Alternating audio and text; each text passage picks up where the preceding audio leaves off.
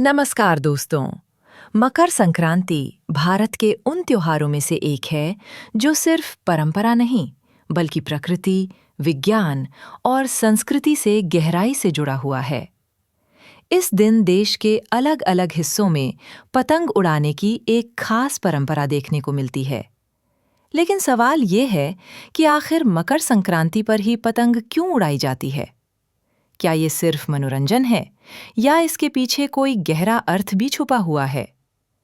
आज हम इस वीडियो में इसी परंपरा के बारे में विस्तार से बात करेंगे।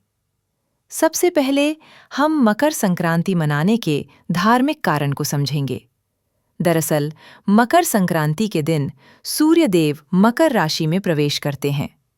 इसी दिन से सूर्य की उत्तरायण यात्रा शुरू होती है, जिसे हमारे शास्त्रों में बहुत शुभ माना गया है। ऐसा माना जाता है कि इस दिन खुले आसमान में पतंग उड़ाना सूर्य देव को सम्मान देने और उनके करीब होने का प्रतीक है।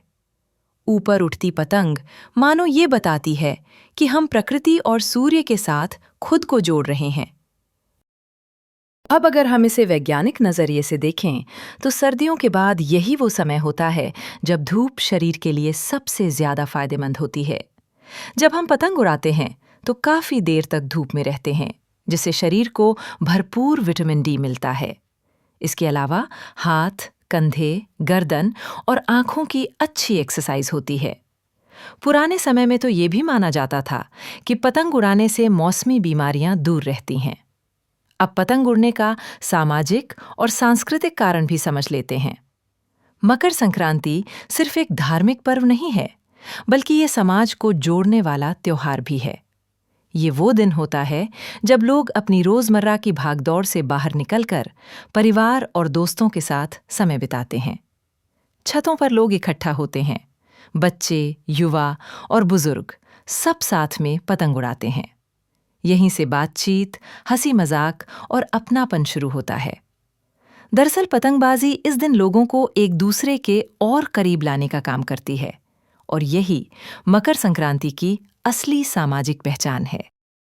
पतंग सिर्फ एक खेल नहीं है, बल्कि हमें एक सीख भी देती है।